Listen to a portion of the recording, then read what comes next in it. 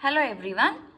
In the previous video we have already completed the introduction to the chapter Plant Kingdom. So today we are picking up the first group of the plant kingdom, that is the algae. So what exactly are the algae? So algae, these are chlorophyll containing simple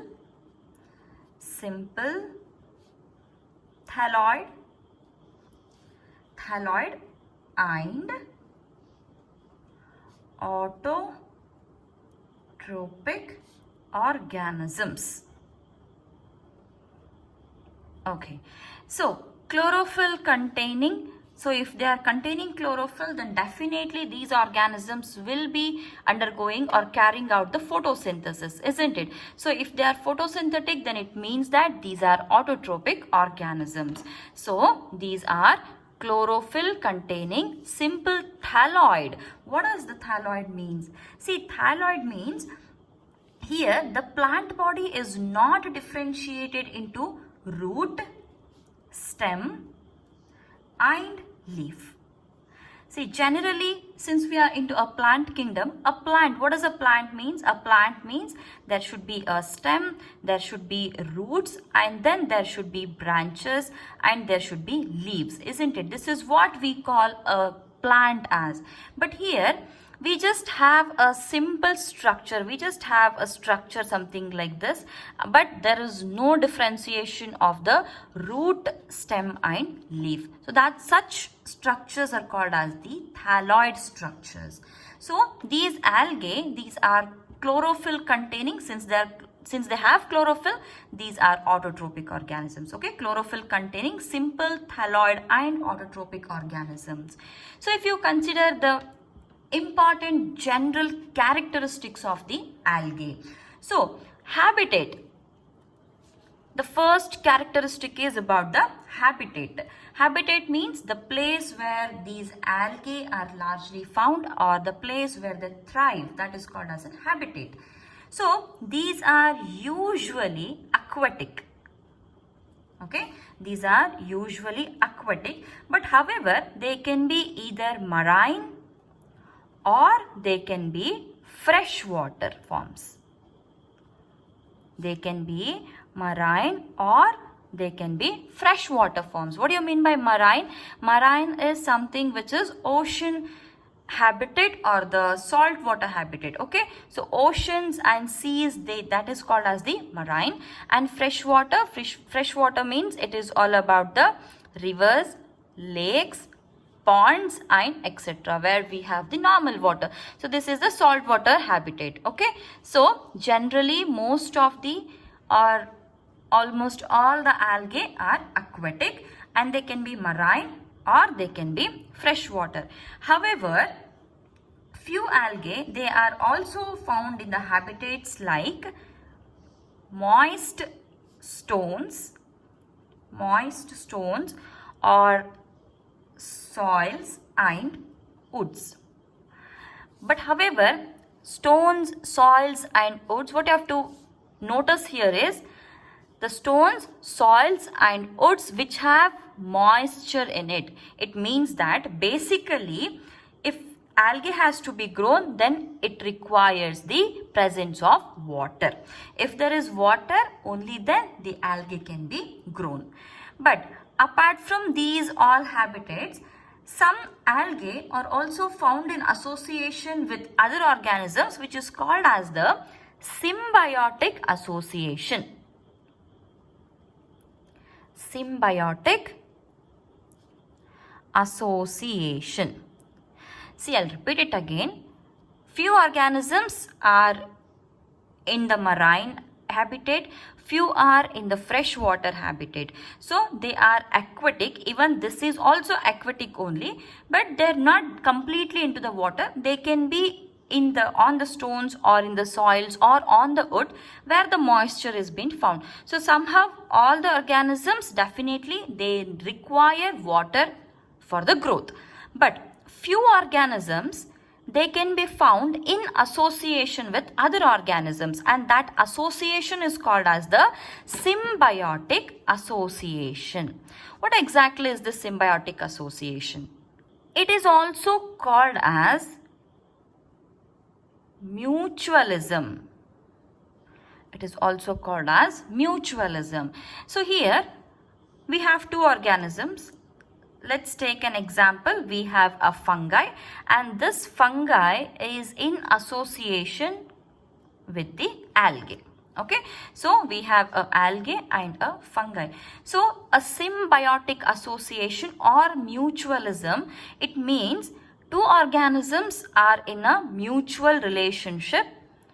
Two organisms are in mutual relation where one is benefited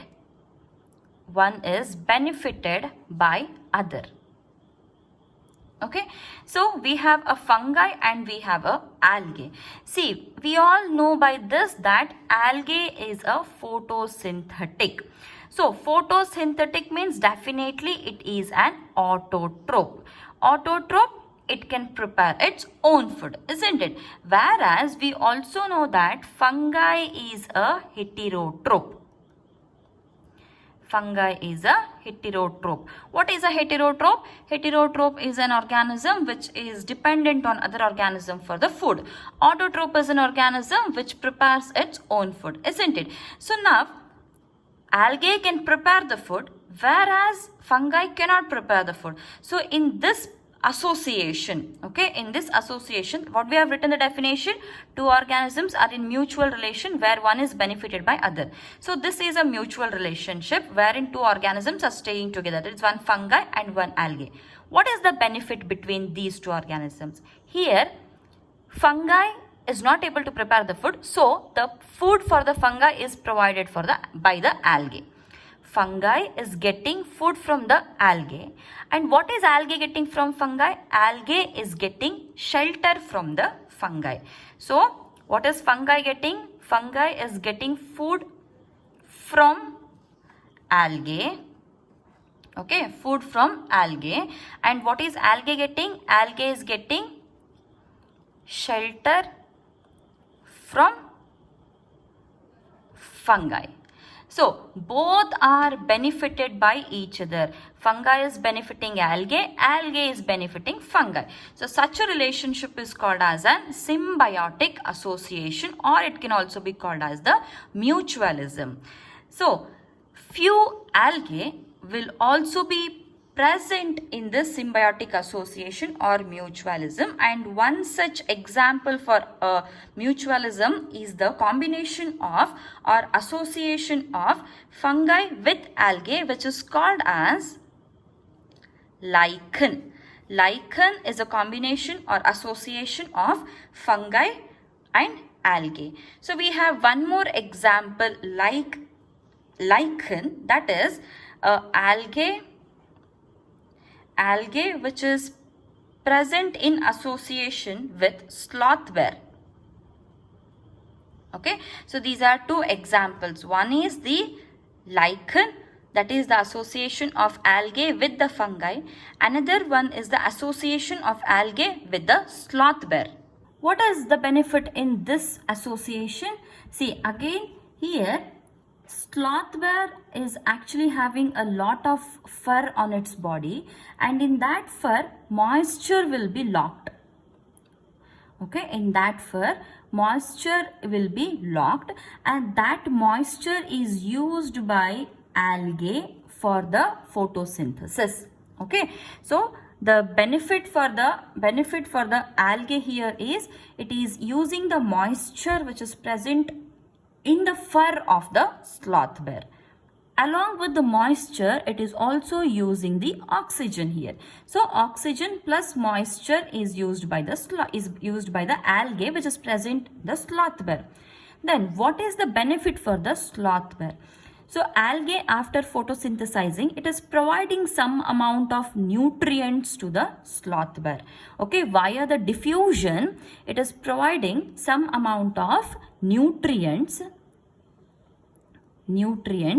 as well as it is providing camouflage. It's providing camouflage. What exactly is this camouflage? Camouflage means, see, sloth bear is usually slight gray in color.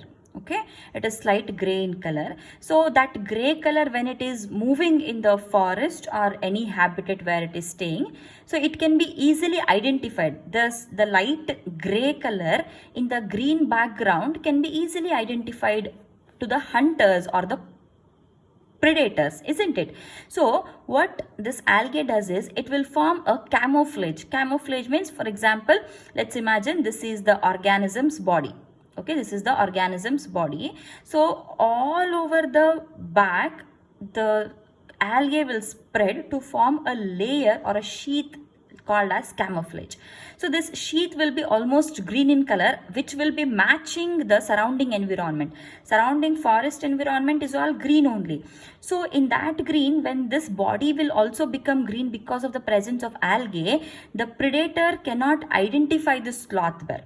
Okay, that is the advantage. So algae, what is the advantage for the algae? Algae is getting oxygen and moisture from sloth bear, and sloth bear is getting the nutrients, some amount of nutrients as well as camouflage from the algae. So two symbiotic associations of the algae, one is with fungi, another one is with sloth bear, and with fungi it is called as lichen. Very, very important. Okay, the next character is the size. The sizes are usually variable, that is, it can range from unicellular, which is microscopic in nature. For example, is Chlamydomonas. Okay, Chlamydomonas is one example for the unicellular form, or it might be in the colonial forms. An example for the colonial form is volvox, and then it can also be filamentous. It can also be filamentous, and an example for that filamentous form is Ulothrix. Okay, as well as Spirogyra. Okay, so these two are examples for the filamentous forms. Colonial, the example is volvox. Unicellular, the example is Chlamydomonas.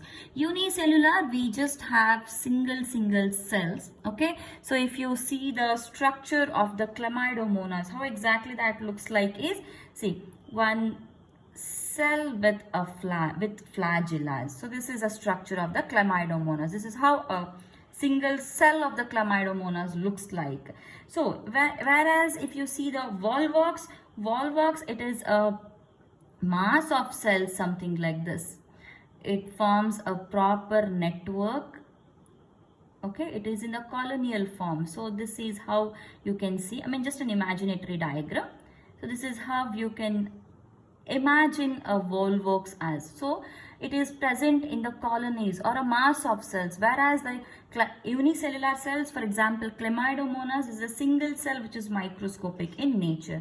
So if it is a filamentous form, this is colonial, this is unicellular. If it is a filamentous form, so we usually see the cells like this. These are the cells with a nucleus present inside.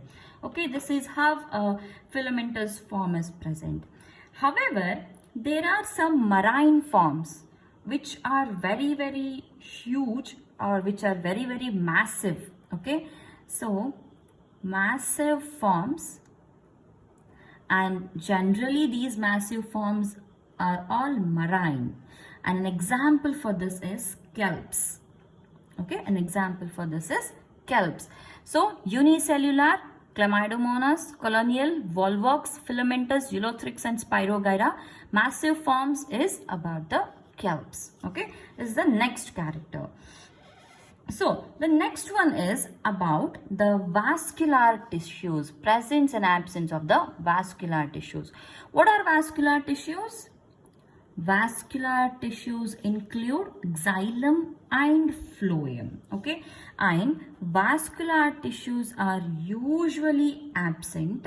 That is because these are mostly aquatic, isn't it? These are aquatic. The complete body is present inside the water, or it is in contact with the water. So every part of the body can easily absorb the water. So there is no need of transport of the water from one cell to another cell. Maximum it may require only some osmotic movement, that's it. So the normal conduction of the water which is happening in case of the xylem is not required, because each and every part of the body is in contact with the water here. So next, moving on to the important part, that is the reproduction. Very, very important. So how about the reproduction, or what types of reproduction can be seen here? The first type is vegetative reproduction. So vegetative reproduction is mainly by fragmentation. It is by fragmentation. What happens in the fragmentation? Let's imagine we have a filament here, okay, with the nucleus. So what happens here is one filament will break down into fragments. So we have one fragment broken here, we have one fragment here, and we have one fragment here. Okay, so now each fragment, this is fragment number 1, fragment number 2, fragment number 3. So every fragment has got the capacity to develop into new individual. It means that this can come and it can grow into a new filament like this. This can come down and it can grow into a new filament like this. And this can also come down and it can grow as a new filament again. So every single fragment can develop into a new body or a new individual or a new thallus. Okay, so this is what the fragmentation is. Then asexual reproduction.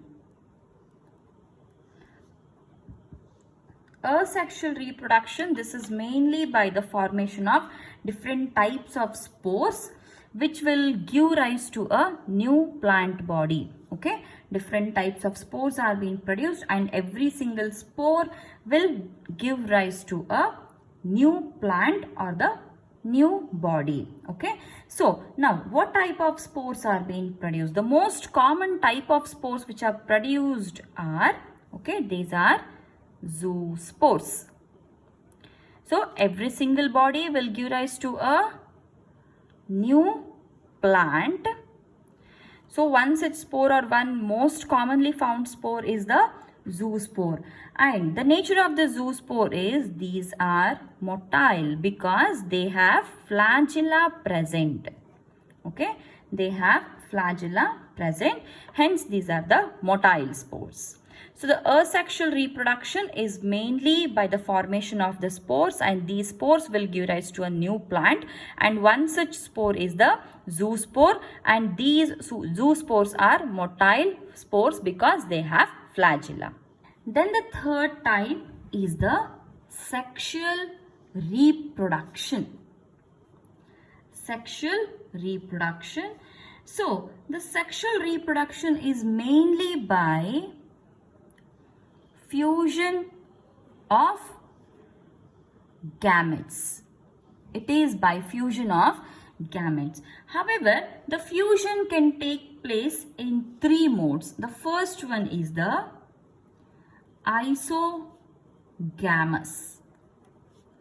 Isogamous. So here the fusion takes place between 2 gametes which are similar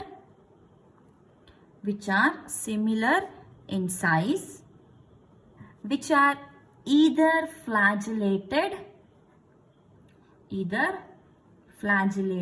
or they can be non-flagellated.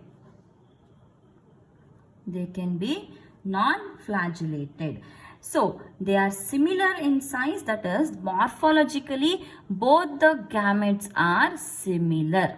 Okay, morphologically both the gametes are similar, and they have to be they can be flagellated or they can be non-flagellated.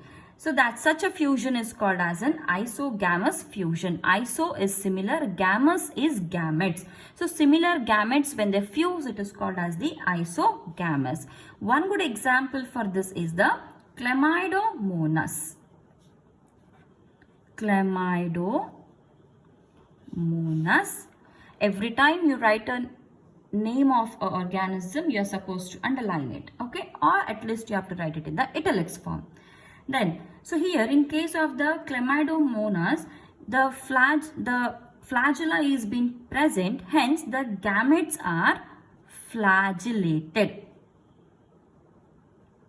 Okay, but again same size, that you have to remember, same size. So they should be same size. Either they should be flagellated like in the case of the chlamydomonas, or one more example is they can be non-flagellated as in the case of the Spirogyra. In case of Spirogyra, they have same size, definitely same size, but however both are non-flagellated. Both are non-flagellated. So the spores are something like this.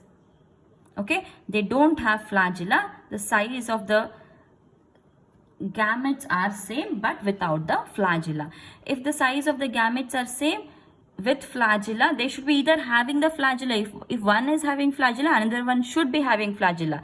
If one is not having the flagella, another one should not have the flagella. So such a fusion of the similar gametes or morphologically similar gametes is called as the isogamous. And then second one is anisogamous. Okay, anisogamous. So here the fusion is between two gametes which are dissimilar in size.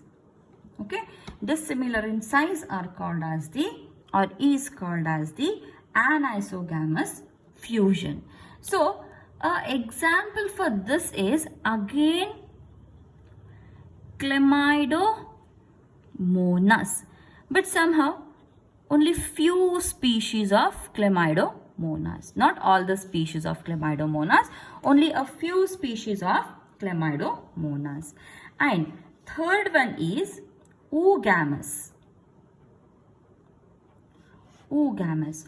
What happens in case of the oogamous is, here we have two gametes, that is one is male gamete, another one is female gamete. So here in case of the male gamete, the male gamete will be usually small. Okay, it is small. It can be motile. It can be motile or it can be non-motile. Okay, so the male gamete which is small and motile or non-motile, it fuses with the female gamete which is large, and definitely this large gamete is non-motile. So such a type of fusion is called as a oogamous type of fusion. I'll repeat it again. In case of male and female, male definitely will be small and it can be motile or it can be non-motile. In case of the female, it is definitely large, but however it is non-motile. Okay, so such a fusion is called as oogamous type of fusion. Example for this is volvox as well as fucus. Okay, volvox and fucus. So these are two examples for the oogamous. However, one more example is for polysiphonia. Polysiphonia is also one good example for the oogamous type of sexual reproduction. Next characteristic, so based on their pigments, okay, based on their pigments, majorly based on their pigments as well as some other characteristics like flagella, stored products and chemistry, cell walls, everything taken into account. But however, majorly based on the pigments, algae can be classified into three groups. The first group is the chlorophyceae. The second group is the phaeophyceae. The third one is the rhodophyceae. Okay, so chlorophyceae, which are called as green algae, phaeophyceae, which are called as brown algae, and then rhodophyceae, which are called as red algae. So these are few important general characteristics of the algae. So we will also see a few economic importances of the algae now. Algae contribute a lot to the nature as well as it has got a great economic importance, which we shall discuss now. So first one is photosynthesis. Photosynthesis. So let me remind you here, at least half of the total carbon dioxide fixation on the earth is carried by the algae. Okay, half of the carbon dioxide fixation.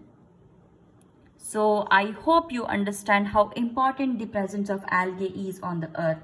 Okay, half of the carbon dioxide fixation is done by the algae.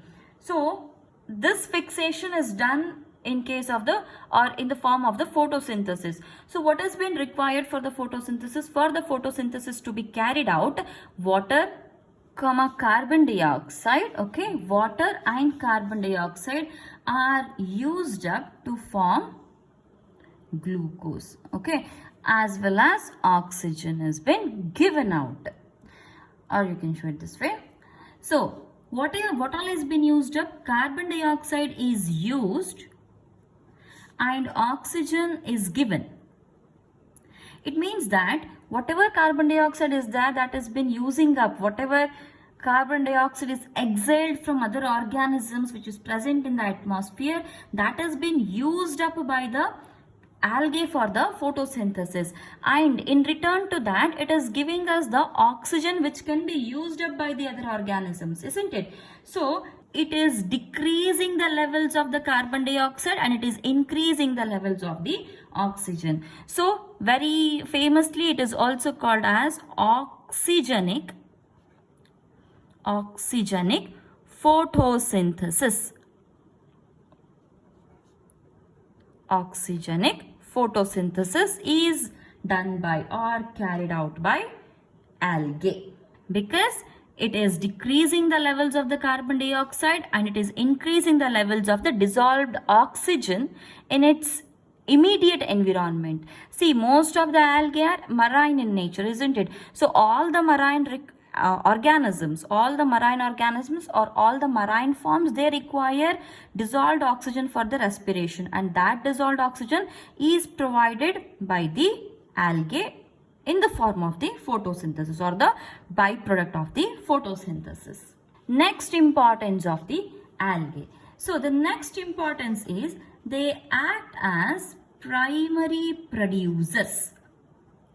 They act as primary producers. So we know what is producers. Producers means one which is able to prepare their own food, isn't it? So algae, they usually produce energy rich compounds, or in simple terms we can just call it as food, and this food is actually the basis of the food cycles for all the aquatic animals. It means the food which is prepared by the algae is used up by all the aquatic animals. So they are of paramount importance as primary producers of energy rich compounds which form the basis of food cycle of all the aquatic animals. Then third one is they are used as food supplements. They are used as food supplements. So there are few species of the algae, that is, one is porphyra, which is a red algae, and then another one is laminaria and sargassum. Okay, sargassum, and remember all are the marine forms only. So they are all used as the food actually, or they are being used as the food supplements also. And however, there are some more unicellular forms which are called as chlorella. Okay, one is chlorella, another one is the spirulina. Spirulina, which are very important algae, because these chlorella and especially the spirulina, this spirulina is such a wide economic important algae. It is being used as a single cell protein. So many of the doctors who suggest us the protein supplements, usually those supplements will be made out of the spirulina, and very famously the commercial name of the spirulina is a single cell protein. It means they are the best alternates for the protein, and they are rich in proteins. Okay, even like space travelers, or probably who are on diet or who lack protein, who are being prescribed by the doctor with the protein supplements, they all usually will be consuming chlorella and spirulina, and out of these two, again spirulina is very important. Okay, then next importance of the algae is they are used as hydrocolloids. What exactly is this hydrocolloid? Hydrocolloid means a water absorbing substance. So here you have to remember two names or two products. One is algin, another one is carrageen. Okay, these two are the products of algae, especially which are important hydrocolloids. Okay, algin and the carrageen here. And another very important commercial product is the agar. Very important, guys. So it is a commercial product which is being used to grow microorganisms. You might be wondering how this agar is being used to grow the microorganisms, isn't it? See, microorganisms, if you have to grow them in the laboratories, they should be provided with the nutrition. These microorganisms, to be grown, they also require food. So that food is usually given in two forms. One is a liquid form, another one is a solid form. So this is not completely solid, it is like a jelly form. Okay, so if this liquid form is fine, liquid form, if it has to be converted into the solid form, then agar should be added here. So agar acts as a solidifying agent in case of the nutrition or the food of the microorganisms. And one more usage of the agar is they can be used in the preparations of ice creams and some jellies also. So very often we see many jellies or many chocolates in the form of the jellies, isn't it? So all those are being prepared using the agar. And one more, actually a very important usage of the agar is, algae is iodine. So there are few algae, example fucus as well as the laminaria, which we had seen just now, laminaria. So these two are the sources which are very rich in iodine. Okay, these are very rich in iodine. So these are few important commercial uses or economic importances of the algae. The first one is it is helpful in the photosynthesis. Second one is they are the primary producers. Third one is they are very good food supplements. And the fourth one is they actually provide us some hydrocolloid substances. And fifth one is they are rich sources of the iodine. So this is about the general characteristics and economic importance of the algae. So in the next video, we will take up different groups of algae, that is chlorophyceae, phaeophyceae and rhodophyceae. Thank you.